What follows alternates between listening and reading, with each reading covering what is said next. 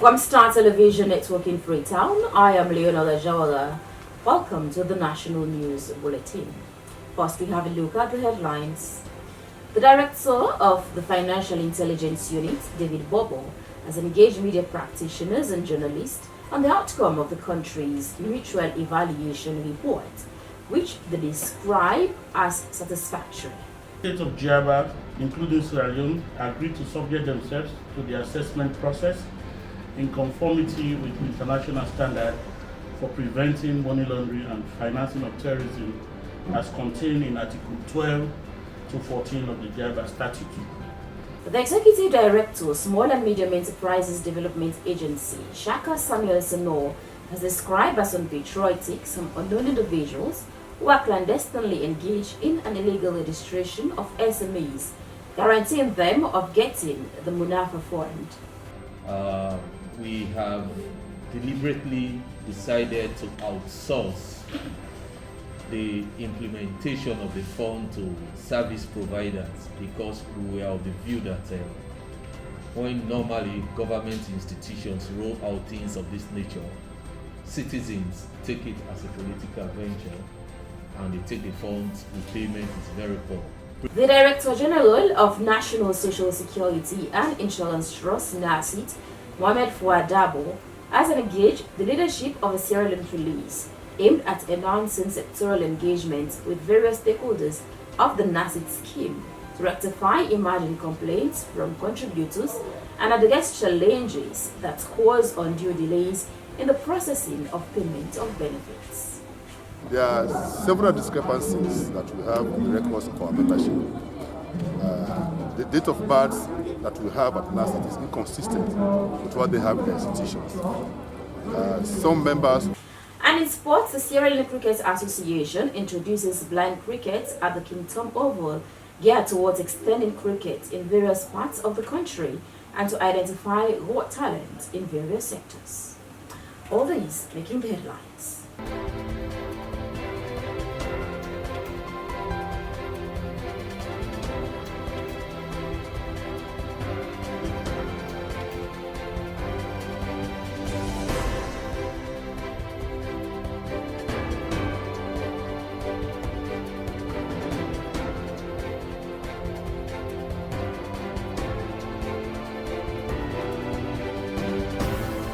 Now let's get you details of the news. The Director of the Financial Intelligence Unit, David Bobo, has at a news conference held at the unit headquarters on Monday, 1st March, updated media practitioners and journalists on the outcome of the country's mutual evaluation report. David Bobo described the report as satisfactory, especially in the area of technical compliance in the country's fight against money laundering and terrorist financing.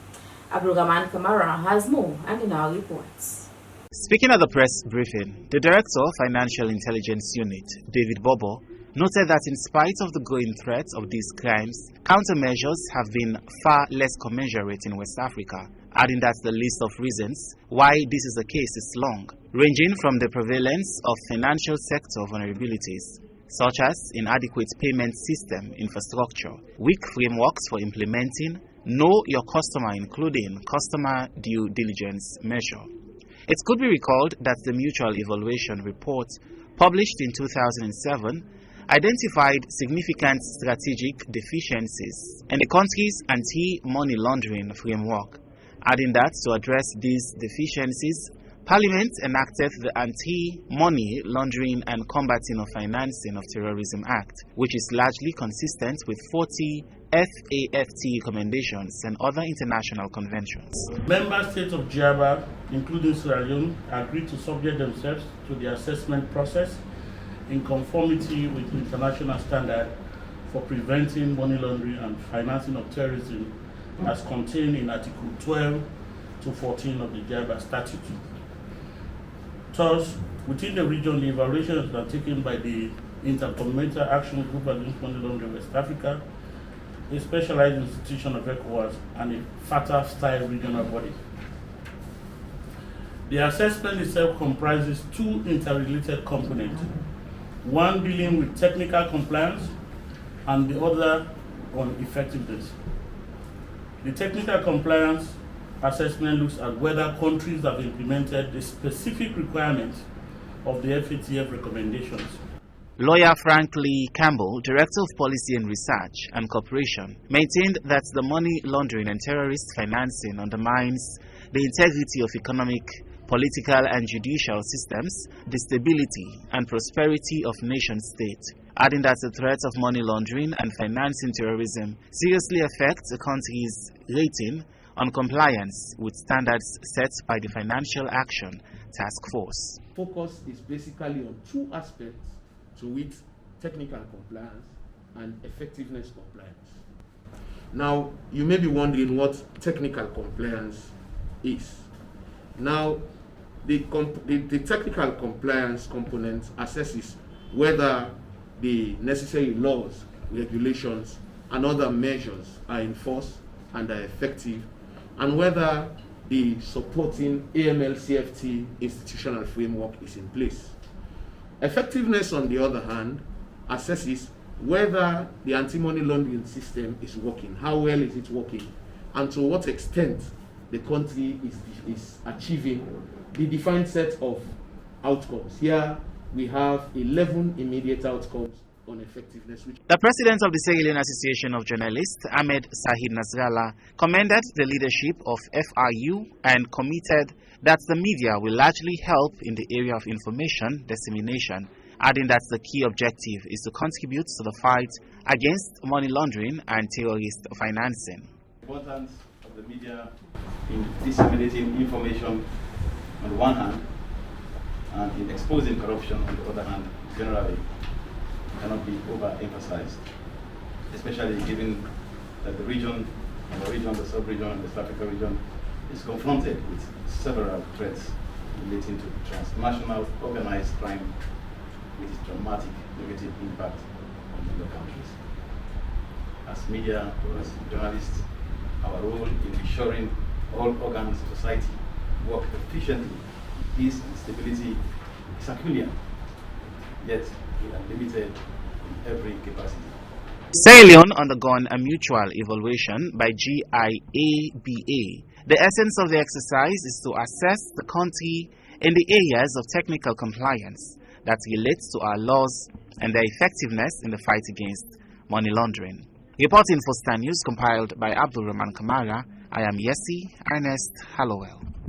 The Executive Director, Small and Medium Enterprises Development Agency, Shaka Samuel Sano, has described as unpatriotic some unknown individuals who are clandestinely engaged in an illegal registration of SMEs, granting them of getting the Munafa Fund. This was how he addressed members of the press at a news conference held on March 1st. We have deliberetely decided to outsource the implementation of the fund to service providers because we are of the view that when normally government institutions roll out things of this nature, citizens take it as a political venture and they take the funds, repayment is very poor. Previous interventions have proven that, and we don't want to follow suit in that direction.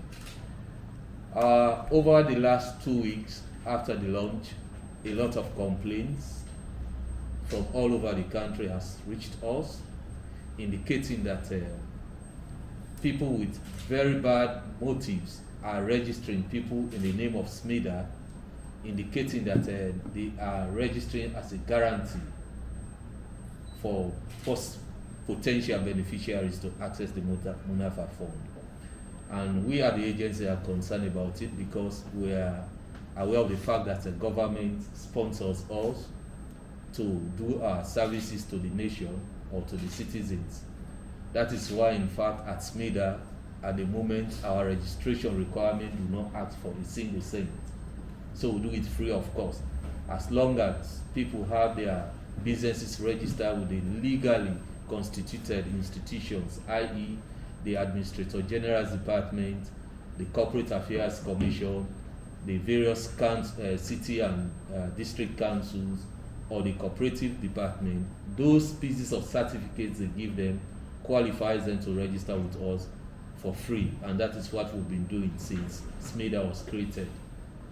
When President launched the fund, even before the launch, a lot of engagements before this time when we started the stakeholders engagement around the operations manual, complaints have been coming. Myself, Julius, and somebody else went around the country talking to people to understand that registration for the Munafa fund with SMIDA is free, and we have not outsourced that registration to anybody to do it on our behalf. So for those who are requesting money, particularly in the name of Munafa fund, are doing a kind of criminal act. It is criminal, it is fraudulent. Whosoever is caught in that will be dealt with accordingly. And we have reported this matter already to the Anti-Corruption Commission. We have also reported it to the Sierra Leone police. We are on the watch for those that are engaged in this kind of act. We believe we can reach the vast majority of people, but without you, we will find it very difficult. And that is why we've called you here this afternoon to help us disseminate this information that registration for Munafa fund is free, and SMIDA has not outsourced that registration to any business community or somebody else. If anybody goes out in the street requesting money from the would-be beneficiaries, that person is doing it on his or her own accord, and we consider it as something fraudulent. So we want you to help us in disseminating that message. That is one reason why we've called you here. The Director General, National Social Security and Insurance Trust, NASIT, Mohamed Fuad Dabo, together with his management team, has concluded a nationwide engagement with the leadership of the Sierra Leone Police that is aimed at enhancing sectoral engagement with various stakeholders of the NASIT scheme so as to rectify emerging complaints from contributors and address challenges that cause undue delays in the processing of payment of benefits. Moses Oju Kamara takes up the story. The engagement in Kailan marked the end of a nationwide tour that was later to create the necessary awareness as to how police personnel will access and enjoy their retirement benefits. Making a statement, the Inspector General of Police, Ambrose Michael Suvola, underscored that upon his ascension to the rank of Inspector General, the welfare of police personnel in the country is his primary focus. It's about educating people. It's about enlightening people. It's about telling people what to do so that you can cooperate with the NASIT for you to enhance your benefit when you shall retire. Whether you are in action because of your inability by sickness, by accident, you know all the rudiment you will do. So the workshop is addressing all those things that have been an impediment for police officers to reach at their benefit with NASIT. It called on all police personnel to liaise with NASIT officials in rectifying their data in order to address some of the accompanied challenges that often lead to claiming their retirement benefits. It's me in Freetown, I can even check in the next 1 week. But with you in Kailan, it has to take some time. That's why we have a liaison officer. Once these things happens now, the Human Resource Department of the Sierra Leone Police, liaising with the NASIT authorities, will be able to determine what to do and how to ask his numerous members in the Sierra Leone Police to fulfill their obligation with NASIT documentation, so that at the end of their service, they will not be delayed in getting their benefits. Minister of Internal Affairs, Panda Noah, reiterated that the foundation policy of the New Direction Manifesto is human capital development, and hence placed NASIT at the central part of this development to ensure sustainability and continuity. We get NASIT. NASIT then say, as he writes now, say that the financial security to all employees in Sierra Leone in the form of old age, invalidity, and survivor's benefits. Then send us security. Like when we send us security, then us security. And the secure we. Maybe in old age, maybe we get invalidity, like old also, we get injury. Most times you get, I don't see young men and women at the police where they get terrible injuries, life-changing injuries, either their foot caught or their hand caught, or get shot or get machete injuries in the head. various parts of the body. When invalid, make you an invalid. NASIT therefore provide me with that security. Mohamed Fuad Dabo, Director General NASIT, emphasized their commitment to the timely processing and payment of benefits to contributors, but however, revealed some of the main constraints mitigating the timely process of payment. There are several discrepancies that we have in the records of our membership. The date of birth that we have at NASIT is inconsistent with what they have in their institutions. Some members will declare that they are married, but there is no name of spouses. Some members will declare that they have dependents, but there are no names. And even where there are names, date of birth are mismatched. Sometimes their documentations are not correct. So for these reasons and many more, we have decided to have a nationwide sensitization of the membership of the SLP so that we can have time to address some of these concerns directly with them, and also the ones that we cannot address on the spot, we can make referrals and they can go to our respective regional offices for their answers. It could be recalled that on the 24th October 2020, NASIT commenced a nationwide engagement with the Sierra Leone police and various stakeholders of the scheme, so as to rectify emerging complaints from contributors and address challenges that caused undue delays in the processing and payment of benefits. For Star News in Freetown, I am Moses Oju Kamara. Well, you're still watching the news bulletin here on Star TV. Now, 1 year since the establishment of its banking outlets at the Wilberforce Barracks, customers at the Rokel Commercial Bank Wilberforce Barrack outlet have expressed satisfaction over the services provided as one of the most reliable financial institutions in Sierra Leone. Zainab Sonkari Kuruma spoke to the Director of Media and Public Relations, Reverend Judge Fizwe Williams, and customers of the bank, and how the location of the bank has created ease to them. It's 1 year since the establishment of Rokel Commercial Bank outlet at the Wilberforce Barracks. The Director of Media and Public Relations, George Spilsby Williams, spoke on how the bank has created a military and civil relationship among the people living in the barracks. I remember very vividly when we established the unit here, it was as a result of, or it was the fruit of, some very, very positive interaction between the military and the bank to, one, foster and facilitate better banking access for the many, many military personnel who would normally have to go down to as far as Congo Cross to transact business, in the process losing time to do their various activities. And it was also seen as an opportunity to foster and improve and develop civilian-military interaction. Lawrence Williams, the branch manager of Rokel Commercial Bank Wilberforce Outlet, spoke on the progress made by the bank in just 1 year of its existence. 1 year since this bank at Wilberforce was opened, and at least from the 1st to the 28th of February, when the first customer opened an account at Wilberforce. Now we can boast of up to 550 customers.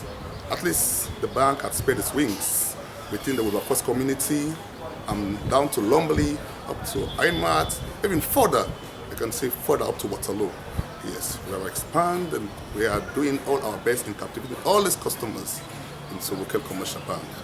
The chairlady in charge of market women at the Wilberforce Barracks explained how the bank has changed her life since she started banking with Rokel Commercial Bank. Said, one time a man give me 90,000. I said, I want to do business. He said, whose business is the Uber? One time he give me 90,000. Now I go now town. I go to half-bag flour. Now I begin to do this business here. For doing that, I be they keep money in the house. My picky them they thief me. Any day they cry. Any day they cry. If I put 50 million, 2 million they come out, 3 million they come out, they bypass and they go and do go. So one time I sit down on TV, they say Rokel Commercial Bank. They say they thief money oh. They say can they come up your account today? They say they keep money take 10 years, they will go the meter. Mama, now take this 70 million inside this bag here. I come up here this bank. Inside this bank here, it helped me greatly. Major S.S. McHugh is the registrar for AFTEC. He spoke in an interview on how banking with Roke Commercial Bank has made work easy for them as a college. The banking service provided by Roke Commercial Bank so much that before this time our personnel used to pay money to us, through hands, and it was very difficult to give account sometimes by the finance department of fees paid.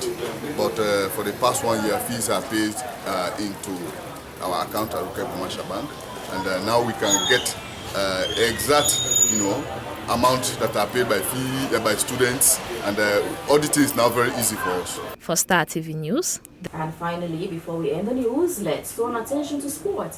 As the Sierra Leone Cricket Association introduces blind cricket at the King Tom Oval, geared towards extending cricket in various parts of the country and to identify raw talent in various sectors. The blind and visually impaired cricket team of Sierra Leone is a team which is highly valued by the Sierra Leone Cricket Association, SLCA. The team was established in 2008 to ensure that equality is achieved in the game of cricket, as the blind or visually impaired are a group who are easily be forgotten within the society. In this bid, the Sierra Leone Cricket Association has organized a one-day cricket match for this set of groups, which they were divided in two groups, Team A and Team B, at the King Tom Cricket Rover in Freetown. While speaking about the blind and visually impaired cricket in Sierra Leone, the Chief Executive Officer of the Sierra Leone Cricket Association, Francis Trevor Samoa, said credit must be given to David Turner, a British social worker who in the past worked closely with the Sierra Leone Cricket Association in setting up the structure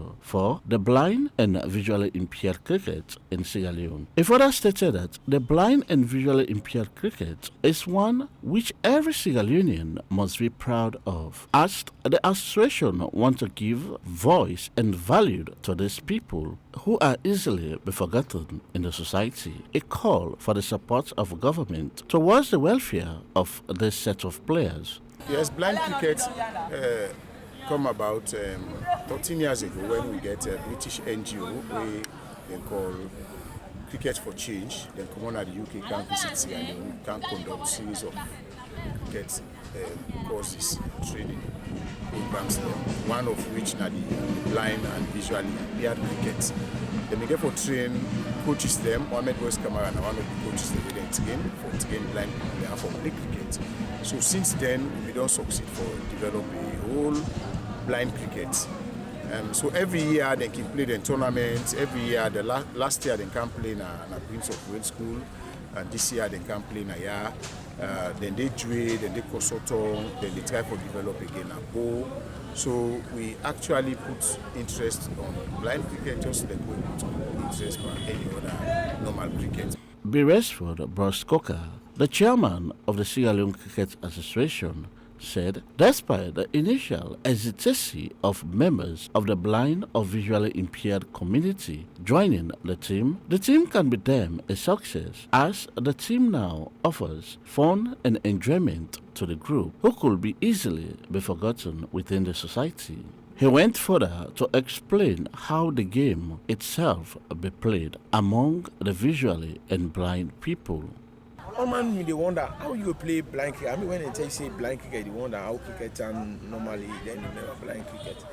So with time, you don't deal with them. They go outside and they go to blind school. So we decided to say, well, the last time we played about 3 years ago, we get the league. So we decided to get this league back, let people and see. Say blind people can play and they get talent, and it's so wonderful for see. So we say, well, let's get this game this time. Try for show them to the Saloon public. Let them see, say yes, Saloon get blind cricket. And in show about hope, you see when they play now, you see how happy they be. I mean, it's a good thing for us, for people and for see. Because when you see somebody blind, for most of we can think, say, well, this guy get for be sorrowful, we get for can be sorry for him. But you see how happy they be. And then they enjoy them. Because any sports now, they enjoy them. So this is about hope. Because when they play so right now, they give hope. They see the other hand the way they get for go back, they all cheer and comping. They know they see, but then they hear. And when they play, you go almost think saying they see, but not they see. Okay. But because of waiting and all used for do, so it's a good thing. Speaking on the outcome of the match, Henry O.J. Tucker, who is the captain of the Sierra Leone blind and visually impaired cricket team, and also who doubled as the captain of the match of the day for Team A, said they are happy as disabled to be part of the game of cricket, and they want to thank the Sierra Leone Cricket Association for giving them the opportunity to serve their nation and for them to feel like being part of the society. A call on other organizations and the government and support the blind and visually impaired cricket in the country. Among the cricket, blind cricket players, there are 3 categories and divide into. Category 1, they want to see at all. In category 2, they want to just see shadow and pass. Then category 3, and the one that will see small like me. Me I see small. Okay. Now, mostly it depends on the sound of the metal who inside the ball, where they roll the cam towards me. And I take a judge, I take my step, then go forward, striker. In an interview, Commander Conte, who is the captain for Team B, also thanked the Sierra Leone Cricket Association for giving them the opportunity to be part of the cricket family in the country, and also thanked the association for all their support they have been given to them. I asked him to play, and so he for respecting and they for make noise, so much of noise to the people. Let them know see yes. This game will come not to team for camp begin to make like say una not useful na the community or na the nation. So we take and say we fit for play this game. I let the world know say blind people can do something without the eye. The Sierra Leone Cricket Association is fully committed to promote the disabled game within the country, to develop and empower this minority group. For Star Sports in Freetown, George Elliott Sam reporting.